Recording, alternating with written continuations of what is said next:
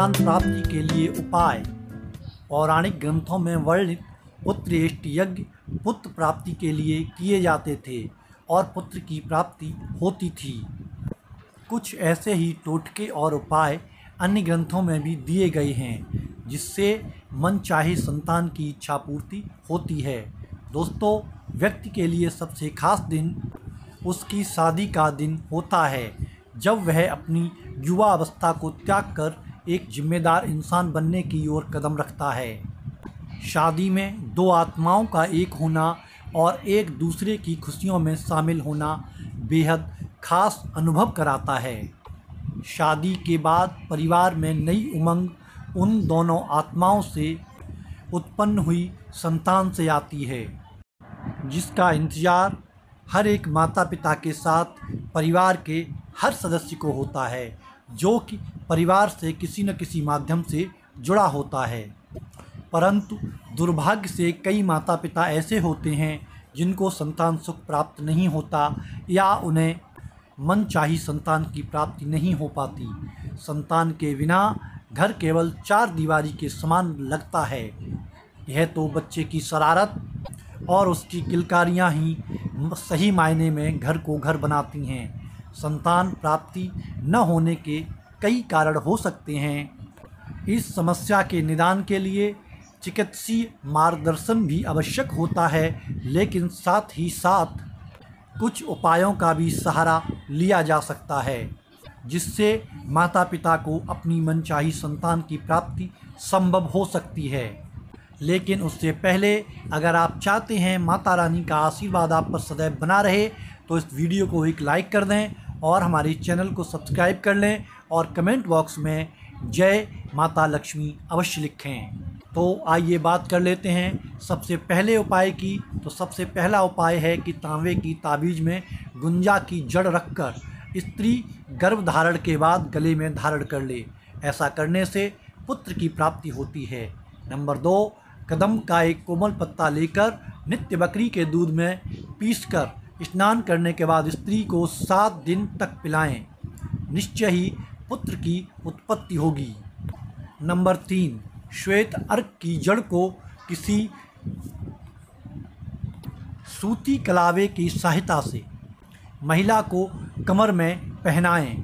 निश्चय ही इससे भी पुत्र की प्राप्ति होती है। दोस्तों, श्वेत अर्क की जड़ को रविवार के दिन पुष्य नक्षत्र में विधिवत घर पर लाना चाहिए, उसके बाद ही उसका प्रयोग करना चाहिए। नंबर 4, यदि पितृ श्राप के कारण या किसी पितृदोष के कारण आपको संतान की प्राप्ति नहीं हो पा रही है, तो योग्य ब्राह्मणों के द्वारा गया जी में जाकर श्राद्ध करें और कुछ दिन वहीं रुककर ब्राह्मणों की सेवा करें और ब्राह्मणों को भोजन कराकर उन्हें उचित दान दें। नंबर 5, शनिवार के दिन रेवती नक्षत्र में पीपल का बांदा लाकर स्त्री की कमर पर धारण कराने से पुत्र उत्पत्ति अवश्य होती है। नंबर 6, शनिवार के दिन अश्विनी नक्षत्र में पीपल का बांदा लाकर उसे गौमूत्र में पीसकर अगर स्त्री को पिलाएंगे तो पुत्र प्राप्ति संभव है। नंबर 7, यदि जातक सर्प श्राप के कारण पुत्र सुख से वंचित हो तो उसे पंचमी के दिन नाग पूजा करना एवं नाग देवता की प्रतिष्ठा करवानी चाहिए। यदि पुत्र न होते हों और पुत्र होकर नष्ट हो जाते हों तो मंगलवार के दिन मिट्टी की हांडी में शहद भरकर शमशान में गाड़ दें। इस प्रयोग को करने से आपको अवश्य पुत्र प्राप्ति की कामना पूर्ण होगी। नंबर 9, पूर्वा फाल्गुनी नक्षत्र में आम की जड़ लाकर उसे दूध में घिसाकर स्त्री को पिला दें। ऐसा करने से भी पुत्रोत्पत्ति होती है। नंबर 10, पहली बार ब्याई हुई गाय अगर बछड़े से ब्याई हुई हो तो उसके दूध में नाग केसर का चूर्ण मिलाकर निरंतर 7 दिनों तक स्त्री को पिलाने से गर्भ ठहरता है और पुत्र की प्राप्ति होती है। नंबर 11, नींबू की जड़ को दूध में पीसकर उसमें शुद्ध देसी घी मिला लें, फिर इसके सेवन से भी पुत्र प्राप्ति संभव है। नंबर 12, शुक्रवार के दिन चने की आटे की 2 रोटियां बनाकर उस पर सूखी सब्जी रखकर किसी गरीब को खिलाएं।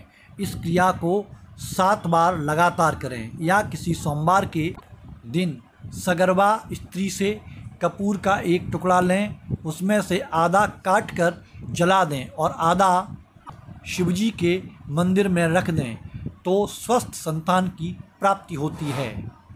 नंबर 13, गौशाला में दान करने से संतान की प्राप्ति होती है। साथ ही अगर आप कुंवारी लड़कियों के चरण छूते हैं तब भी आपको संतान की प्राप्ति संभव है। नंबर 14, शुक्रवार के दिन आटे में पनीर मिलाकर गाय को खिलाएं, ऐसा करने से भी संतान की प्राप्ति होती है। नंबर 15, जिसको पुत्र प्राप्ति नहीं हो रही है वह स्त्री रविवार को प्रातःकाल उठकर सिर धोकर खुले बाल फैलाकर उगते सूर्य को अगर अर्घ दे और उनसे श्रेष्ठ पुत्र की प्राप्ति की कामना करे।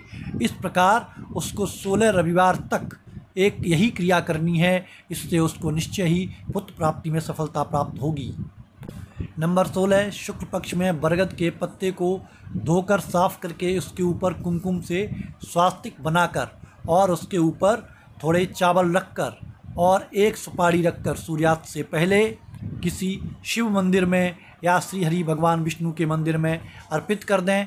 ऐसा करने से संतान प्राप्ति होने के योग बनते हैं और निश्चय ही संतान की प्राप्ति होती है। नंबर 17, अगर आप किसी कारणवश गर्भ धारण नहीं कर पा रही हैं तो घबराएं नहीं। अगर आपकी कुंडली में संतान प्राप्ति के योग हैं तो यह उपाय आप अवश्य करें। आप अपने पति के साथ मंगलवार के दिन किसी कुम्हार के घर पर जाएं और उससे प्रार्थना करके जिस धागे से वह बर्तन को बनाने के लिए इस्तेमाल करता है उसको अपने घर ले आएं। उस धागे को लाकर 1 गिलास पानी में डाल दें और 1 सप्ताह तक उसको उसी में पड़ा रहने दें। 1 सप्ताह के बाद वह डोरे वाला पानी आप खुद भी पिएं और अपने पति को भी पिला दें। याद रखें, ये सारी क्रिया मंगलवार को ही करनी है और जिस दिन आप पानी पिएंगे उस दिन भी मंगलवार होगा और जिस दिन आप अपने पति के साथ संबंध स्थापित करें उस दिन भी मंगलवार ही हो। ऐसा करने से आपको भगवान की कृपा से गर्भधारण होगा और गर्भ ठहरते ही वह धागा ले जाकर किसी हनुमान जी के मंदिर में हनुमान जी के चरणों में अर्पित कर दें। ऐसा करने से आपको निश्चय ही संतान सुख की प्राप्ति होगी। नंबर 18, जब पति पत्नी हर ओर से निराश हो जाते हैं तो ये सरल उपाय संतान प्राप्ति के लिए आजमाते हैं। एक बहुत छोटा सा सरल टोटका है जिसे सिर्फ वीरवार को ही करना है। आपको गुरुवार को थोड़े से गुड़ को अपने आसपास जो गरीब व्यक्ति हों उनको दान करना है। संतान प्राप्ति के लिए यह टोटका बहुत ही कारगर बताया जाता है और निश्चय ही आपको संतान प्राप्ति में सफलता दिलाता है।